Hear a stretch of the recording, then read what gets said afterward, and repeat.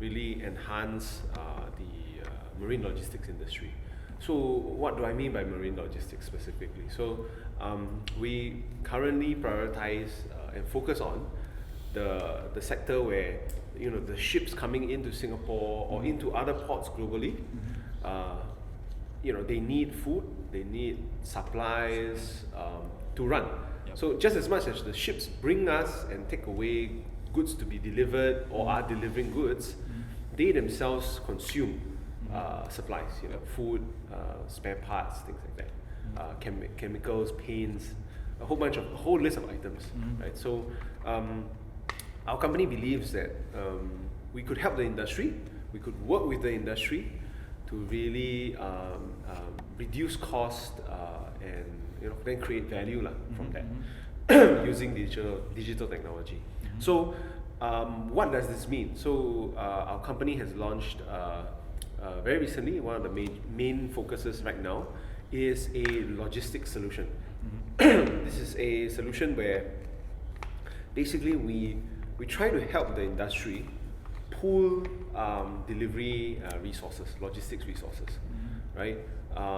We do not own the assets ourselves. We just focus on using digital technology to create a coordinating layer, which syncs up with the port, with the truck drivers, with the warehouse, to move the supply chain, the delivery process, for the last mile, specifically the last mile, to one which is now it's very it can take quite a long time with a lot of potential for error, to one where it's a bit more streamlined and moving to what the logistics industry knows as just in time.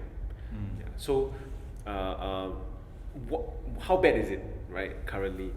I can share with you that because ship owners are now ordering from multiple suppliers, in the past they used to order from one supplier, right? Because in the past this one supplier would help them buy the items that they need and arrange for delivery. But now with technology and discovery of suppliers, the ship owners also want to try to buy direct or buy from multiple suppliers, right? Or want to get the best deal, right? For various reasons they do it. Multiple suppliers, each of them, in order to do deliveries, have to own their own fixed assets, their own trucks, their own warehousing. So you have to cover that cost, right? And every one of these guys, you get 4 or 5 trucks coming into the port, going after that one ship, and you don't really know when the ship comes as well. You go there early, so you queue up. So a lot of times all these assets are stuck in a queue for 4 to 5 hours easily, right? Depending on the efficiency of that particular port, for example, right? But this is a pretty accurate average number. Compare this to what a Ninja van would be doing, right? Ninja van could easily be doing 3, 4, 5 times the number of deliveries a day per truck. So what we do is that we want to remove all this waiting time. We want to reduce the number of trucks coming in to the port as well. So that's why we are PSA has selected us to join their program, Unbox program, where they take a stake in our company. But we solve a problem for them, which is that they don't like so many different port users coming into the port all the time, because so many people coming in increases the chances of something happening. I've seen circulars where some of these drivers who are loading the goods to be lifted onto the ship never wear life vests, or wear life vests but somehow they didn't drop into the sea, right? So these issues cause loss in productivity for PSA.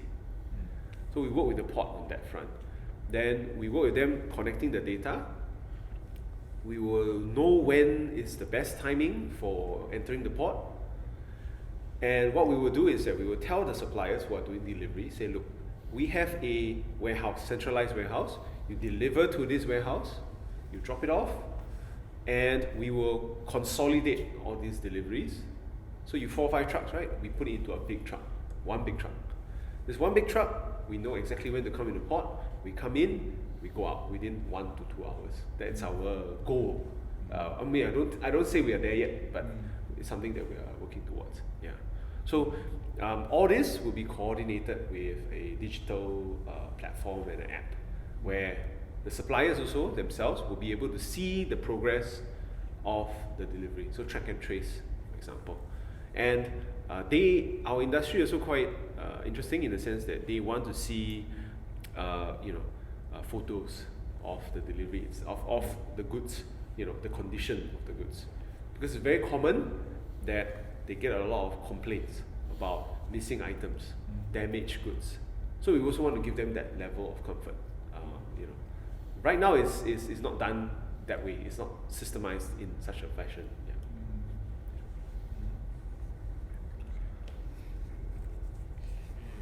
Yeah. And most importantly is also the documentation collection. So when, for example, Ninja Van does a delivery to you guys, you have to sign something or they got a proof of delivery, right? That is important for our clients, the suppliers, because they need it to do invoicing. But very often, it's hard to get back that document, which causes them big amount of headache. Yeah, it can take from between 1 week to 30 days to get that document back. And don't forget, after they get it back, they have to send the invoice to the client, who will take another 30 to 90 days to pay you back. So it really causes a lot of grief for our suppliers, which we want to solve. We will just take a photo, scan it into the system, and then straight away you can download. Then a real copy will come in a few days later. Yeah, I'm not sure you need that kind of detail. No, it's okay. The more details that I know, the more actually. I mean, sure. Then it can lead me to different questions. Correct. So you can think of us. We like to present ourselves to our customers. Our customers, to be very frank, they're very traditional businesses. Whilst they are interested in this sharing concept, and by the way, sharing, what do I mean by sharing is, so I just gave you an example of how we serve our customers, right? This is the customer experience with us and the value that we bring to them. Where is the sharing part comes in? The sharing part comes in at the back, where we also have an interface where we allow for other asset owners to put their trucks, their warehousing into our system easily, right? So, for example, you let us know what kind of truck you have, truck size, who are your drivers, right?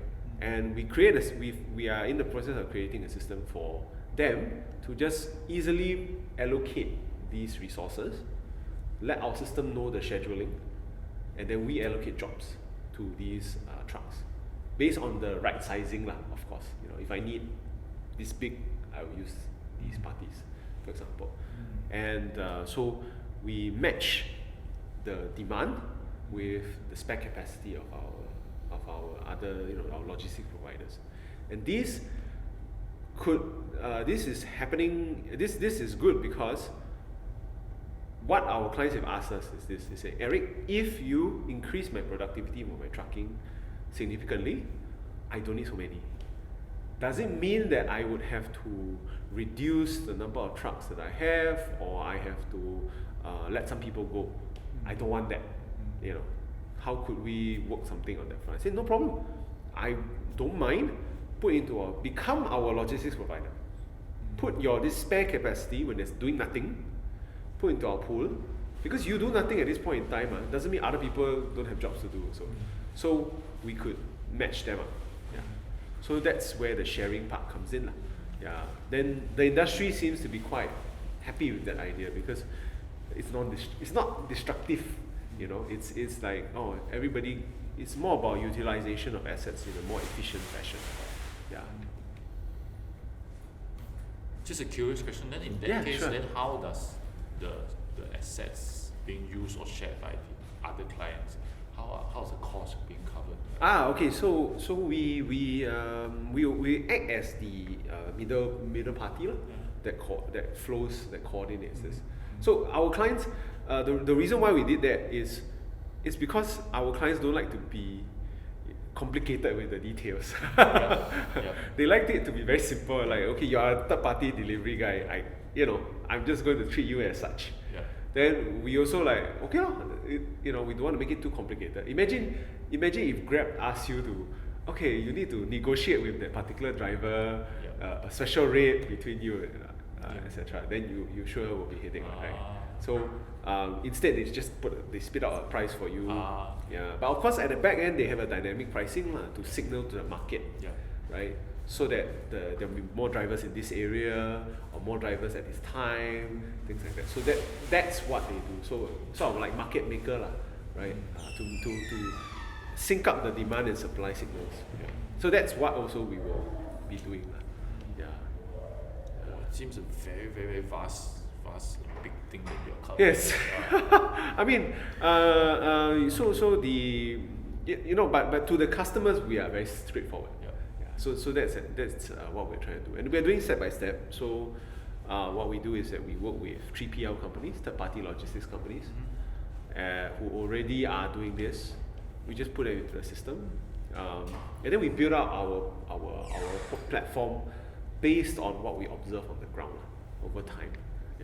So that's why we're a very lean company. And naturally in due time we will be raising funds from investors as well. And we do have some investors interested at this point in time. As you say, you can see that it's very wide in terms of the coverage we are covering. So we are trying to make it simpler for the people that are using our application and platform, to make it easy for them to make a deliveries with us. Then on the back end, we handle the more complicated, complex coordination and things like that. But I mean, the good part about this industry is that there's so much manual work that we can right away see a lot of benefits from automation already, internally, right? So initially, when we first started this thought process, we were thinking having just a software idea, and we realized cannot, because our clients are not prepared for that. They are not ready for we have our own fleet management system, software. Many of them are small to medium-sized enterprises. That's our target audience, right? These small companies. So they are not so interested in this, Then we realized, they want a complete solution. They want to just have one party that they talk to and they deal with. So that's where we came in. That's why we structure it as such. Taobao. Sorry? Like Taobao. Oh no, but it's more, this one would be more like we if there's a direct comparison, the closest that we can think of is something like a Ninja Van or Grab, actually, Grab and things like that. There's a new term nowadays for this thing called 4PL or something like that. I don't know. Oh, you've heard of it. No, it's called 4PL. I just read it like some academic came out with it. So your in terms of your clients, base clientels, they are companies. They are the shipping. The suppliers. They are the suppliers. Yes, that supplies the shipping. That supplies the ships. Yes, we don't deal with the ships itself. The companies directly. Just more, maybe we deal with the ops people just to let them know we're coming, and that's about it. Our client base is the suppliers. For example, any like sure. We have some local suppliers that we're starting out with. I mean, do you want me to say the names? Does it help? It's very like you may not know. It's okay. It's small companies. Anchor Marine. There's a few companies like that we're exploring with Topi Max. So they supply Marine, the food, like whatever ships. Correct. Exactly. Right. So we currently still very early stages with them. Testing out the system mostly, right? Then, those are our clients. Then we also have a Dutch client as well, from Netherlands that's working with us to be their local fulfillment. So they don't need to have, if they want to do fulfillment for a shipping company, they don't have to pay they don't need to build their own warehouse. They don't need to buy their own trucks, etc. So your app Ship Direct, as in now, it's already functioning. Our app is called it's a company name. Our app is called Simply. SIMP. Fleet. FLEET. That's our logistics solution. Logistics solution. Yes. Correct. sorry about that. No, okay, no, please, sorry. Yeah, solutions. Yeah. Okay. So that's the app. Yeah. It's already currently like running, like, or is it like beta? We are at stage the trial phase. Yeah. Trial phase. Correct. That's why now we are also starting to talk to more clients. Right? Yep. We want to reach out to more. Say, hey, we're going to be ready very soon for maybe the open market. Yeah. We're trying to invite some of these other parties, get their viewpoint. Yep. Because different companies have different needs. Yeah. And I just share with you, we cover in our industry, the range of items is so wide. It's you know, it encompasses from foodstuffs all the way to very industrial chemicals. Yeah. Right? And every one of them requires different kind of handling. Yeah. Foodstuffs require cold storage, refrigeration, freshness, right? Chemicals, there is a danger to it, like it can explode or it's corrosive, and it has to be handled differently. So that's where then it becomes a bit more, even more technically challenging, where we have to work with different parties to have all the right licenses, the right facilities. So to some extent, to our customers also, we are a QC party. We are their outsourced delivery operation, where we QC our suppliers. We know their standards, and there are very clear certifications around this. Yeah, so because the ships, right, they come in, right, they get everything at one go. It's not like they go one by one. They go this place, they only get this thing. Come Singapore, they get everything. So all these things have to be arranged,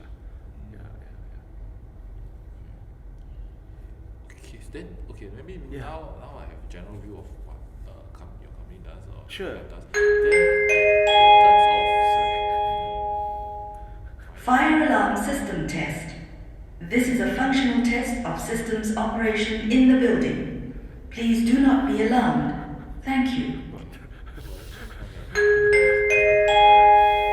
So in terms of your daily operations or what yourself, yes. How do you run or what do you do? Yeah, so we basically act as operations coordinators. Be it currently a lot of our own time or eventually the application. That's the function of our company, our solution. Right? We don't own the trucks, we don't drive it, but we have to make sure that information is passed accurately. The standards are upheld. The quality is in Quality, delivery timings, no lateness. Let's say physically and like you're on a day-to-day basis, where do you go, what do you do roughly? Do you look at warehouse, the port, office, visits to clients. Ladies and gentlemen, your attention please. The fire alarm has been activated in the building. We are investigating the situation. Please remain calm and stand by for further instruction. Thank you. We're going to run out somewhere. Some field somewhere. No.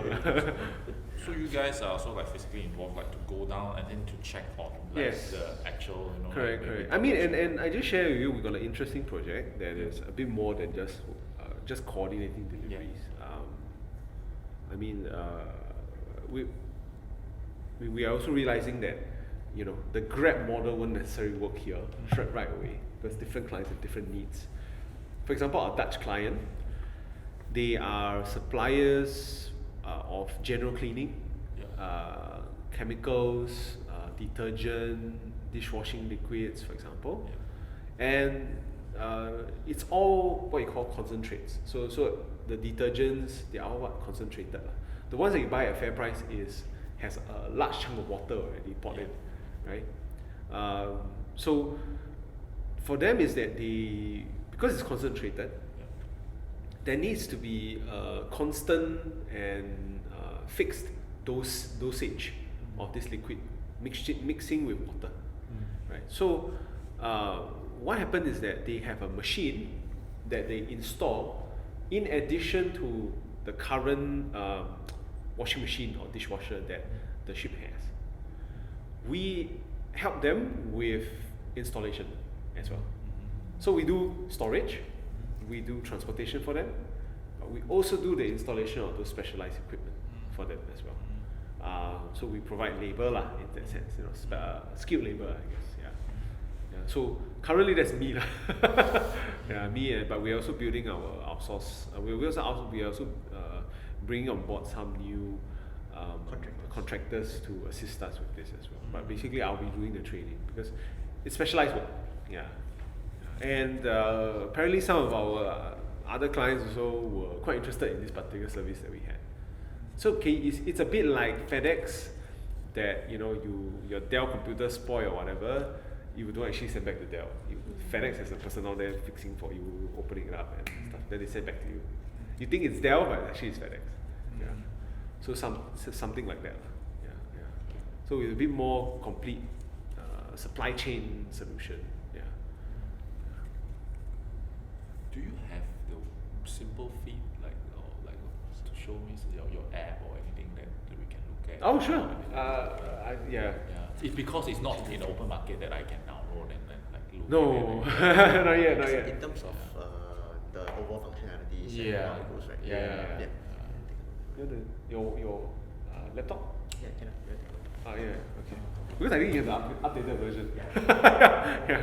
Because I may have because our app changes like day by day. Yeah, sure. Yeah. Because we are in the process of heavy development now. So I heard from Chean080409, right? Your office is at SMU. Yes. Correct. So that's more just a what do you call it, a practicality issue lah. Yep. Yeah. We can use this space. We have a table here, Yep. a desk space here, Yeah. because PSA is our supporting us. Yeah. But we're just using SMU because we were based there before we got this space. Yeah. Then second is that for now that one's a bit more accessible for our team. Which would be the biggest space, like roughly? Bigger space. Yeah, in terms of your Workspace, I think about the same. Yeah, because also it's like a free kind Open of space, office. open office concept. Okay. Yeah. It's not like you only got this desk. Yeah. Okay. Yeah. If we want a feature, we would like to feature this one. Okay, sure. Of course, we're gonna PSA, then I'll put 2 desks here, then we got PSA logo there. At the back, 背后有很大的 yeah. Okay. And this is the office that we put on our website. Yeah. Most of our important meetings we will hold here as well. Yeah. And then, do you know that at the back is the port already? We haven't been in. Later we can go to level. We can just show you in the distance. Yeah. Okay. Not in the distance. It's just viewing gallery. Is it a function space? Oh no, it's like I don't know about that one. You went to which level the last time? Wow, I think it's 18. I think. Here? Yeah, 18. Or you talking about PSA building? No, the other this one? place. This one. This Or 18th 7, floor. or 7. Oh, 7. I think it's 7. Maybe. Oh, I'm thinking it's because I can show you where we walk across to. There's like a checkpoint there. Okay. So this building is like in the middle of like port and outside. Yeah. It's So like an immigration center. yeah, so I literally walk across when I go for my jobs. I'll just go there, then tap It's in. very new, right?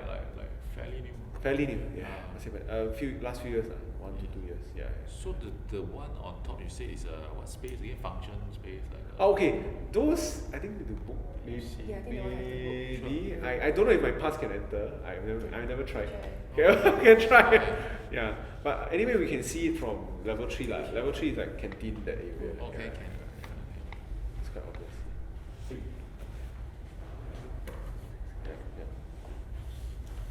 Okay, just show you a bit quickly of how our development is here. Yeah. But you want to hook it up to the?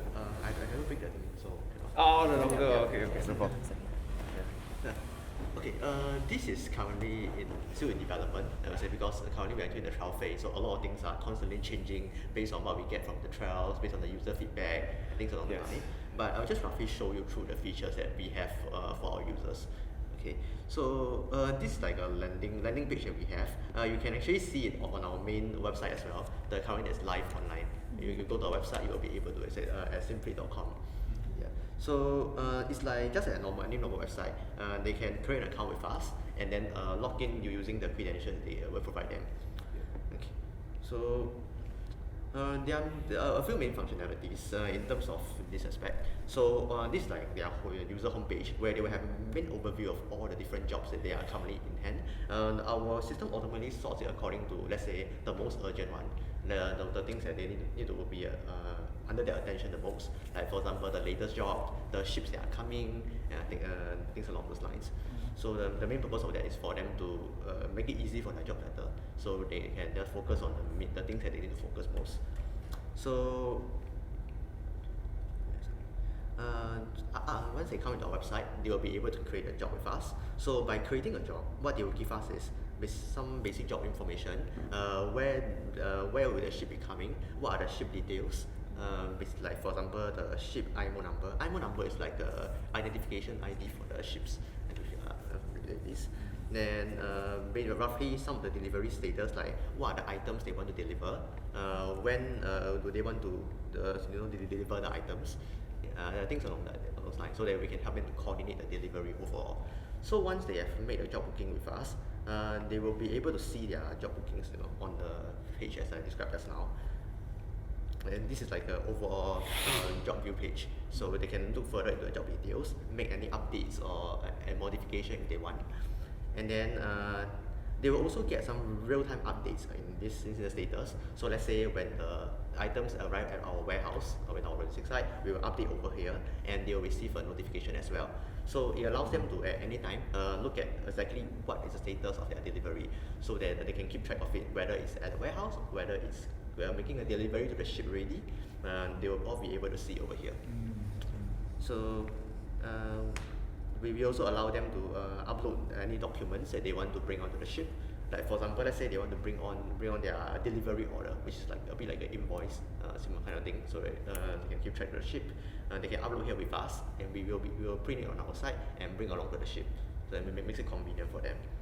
So these are some of the functionalities that we are generally providing the application. So and then the main purpose of this overall application is to make it easy for them to just give us the information, and then we will take it on from there. That's one. Then secondly, when there are any updates, easy for them to check as well. So a lot of things are actually abstracted out for them. Yeah. Have any questions regarding it? Feel free to ask me if you. So at the end, which means their suppliers will, again coming back, suppliers will come to you and yes. Yeah. So the users of these applications are mainly the suppliers. And clients of the suppliers will still go to them, right? Clients, the ship themselves. The ship themselves will still go to the individual suppliers. Yes. Yeah. Right. They already established relationships. Yeah. So very long-term contracts. Correct. Yeah.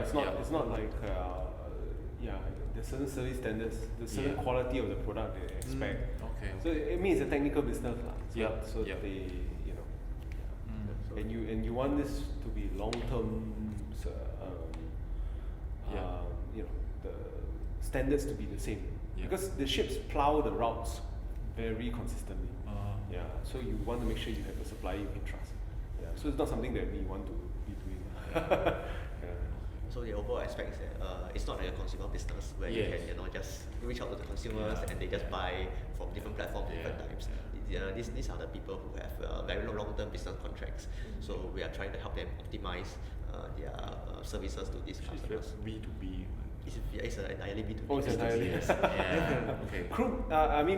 We have another app called Crew Buys, which is more B2C, more to the seafarers, But to be honest, we are being cautious about promoting that one at the moment, because we don't want to be seen by our suppliers as their competitor. Okay. So it's simply, like everyday crewman. Correct. But their concern is that we could, once we get into the hands of all these crew members, right? It's very little to stop us from flicking a switch and then saying, we have delivery, then we have suppliers as well. We just expand our supplier network. because I'm already delivering for them anyway, right? All the paint guys, all the chemical guys, I'm already handling the logistics for them. Have a portal for all this stuff. So we don't want them to perceive us as a threat. Yeah. Because also it's not that easy. so everybody thinks it's very easy to have a digital portal and then it will suddenly work. But in business to business cases, it's not the same one. And the supplier network behind is actually a very complex and big thing. Yeah. Before we can do any but then people can have this perception. Yeah. So then we don't want that to happen. Yeah. Because as probably we shared, in order for this model to work, it really requires the collaboration with the industry as a whole. Yeah. Otherwise, we wouldn't have the logistic providers, and we wouldn't have the suppliers and the clients to get enough volume. So we need both sides to be participating in this system. Yeah.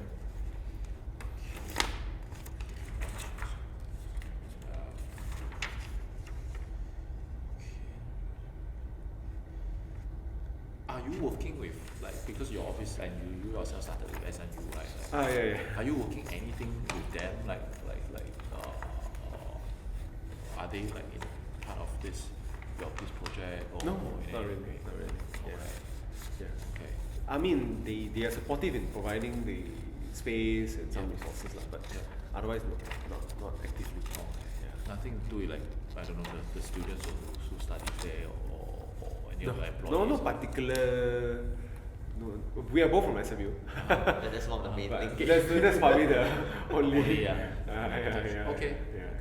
Then they also try to promote. I mean, they do lah. They do within try to the promote us students. from time to time. They supported us in some grants early on as well. Yeah. But that's about it. Yeah. Okay. Because it's very niche. Maritime is not. It's quite different from a lot of other businesses. General startups. General startups. Yeah. Like we are the only one now. Maybe that's been doing this in that space for a long time. Yeah. What gave you the idea to start this? So I've been in the industry for close to 9 years. Yeah. I started my maritime career in the Middle East, actually, in Dubai. Then I spent a year in Dubai working for a Saudi offshore marine contractor who would be contracting for projects with the Saudi oil and gas company, the national company, Aramco. So mainly the contracts that they were going for were the offshore contracts, oil fields and gas fields in the sea, Persian Gulf. So that's where I first got interaction with the maritime industry, because you require specialized boats. And Singapore, interestingly enough, is a leader in providing these kind of assets that can do their work. Right? Keppel and Sembcorp, of course, is for certain types of rigs, they command the majority of the market, like 70-80%. Back then, I don't know about now. The market has shrunk also, to be honest. So that's when I first encountered it, and I say it's a very interesting industry. Because prior to that, I was always thinking about going into finance. Before I even took that 1 year stint in the Middle East, I was supposed to go to NTU to study accounting, but I dropped my place there. So I wanted to be in the finance industry. I came back, I started uni in SMU in accountancy. At the same time, I set up a shipbroking business. So that was my first business. It's a very boutique. It's like just like a real estate agent, but for ships. You try to buy, sell for people. Then you get a commission if you are successful. That kind of thing. So I did that for quite a while because I focused on the Middle East market, and focused on renting the ships on long-term contracts to the Middle East, or sell the boats to the Middle East. So this is what I did. So that was for like 3 years until 2015. Oil crisis came. Then I was lucky and I didn't have any debt. So what happened was that I took some of these savings that I had. I said, hey, the shipbroking industry is largely the same as it was for 20, 30 years, right? 40 years, or maybe longer, right? It still involves people calling each other and stuff like that. Maybe last time Telegram, but about the same. So we were saying, hey, I was thinking, why not create a portal that could make things easier lah. So back then, Grab and Uber just came into the market and said, hey, this has to be the future. And I'm so young, I'm like 20 plus already. Then like, I can't see myself just doing this calling thing. And then by the way, there's no differentiation between a lot of these brokers after a while. The only differentiation is how good you are at drinking and whether you know the best KTV places. That's about it. Yeah. So I felt I don't like that kind of working style. I want to do a particular. I like to do the work. I like this industry in the work sense. I find the work very interesting. I dislike that entertaining and the heavy drinking part, you know. And so I wanted to create something really unique that it will sell itself. The product will, to some extent, the value will be so obvious that I don't have to do that. So that's when I created Marine Nexus, which is my second company for listing ships. So it's like a property guru for ships. And it was at a time where everybody was trying to sell the ship. So we managed to get until like 3,000-4,000 vessels onto the portal. But the industry was still very early stages in terms of digitalization. So we weren't, nobody wanted to fund us. Nobody wanted to pay us for the work. And I mean, to be honest with you, I was also my first ever digital startup ever. So I had to learn a lot of lessons. I didn't know a lot of things. So that didn't work out because there wasn't enough traction, so my team also split up. That's when I also then, through that experience, encountered the problems in the ship supplies industry. Because we felt like, hey, maybe if we cannot get the ship owners who want to sell the thing to pay us, maybe we can get the suppliers that want to sell to them to pay us. But then we talked to them, then they told us about another big problem that they had instead. Then I realized, okay, maybe why not look at this problem instead? Because the industry people seem to be open to sharing a bit more about this about this issue. That's where we came in. So about a year in, we've been doing this already. A year plus. Did I answer your question? Yes. Okay. So you saw the gap, I guess. Yes. Correct. Yeah. I mean, generally, I over the time period that I've been doing this business as well, I felt that a lot of my peers don't know anything about this industry, right? They don't realize the potential, which is a problem, by the way, because it means that the quality of manpower in this industry also is, it's not it's relatively not as the talents don't really think of this industry well or as a prospect, right? Which is very sad because you go to the Scandinavian countries, being part of the maritime industry is very prestigious, and we are island, for God's sake, and one of the most congested waterways, it's a God-given, position, geographically, and we have done something with it, thank goodness. Our first gen, second gen did something with it, but now it's like, it's coming to our generation, like nothing's happening, nothing really interesting, and you can see very clearly that and then those that join the industry will never choose to join a Singapore company, will never.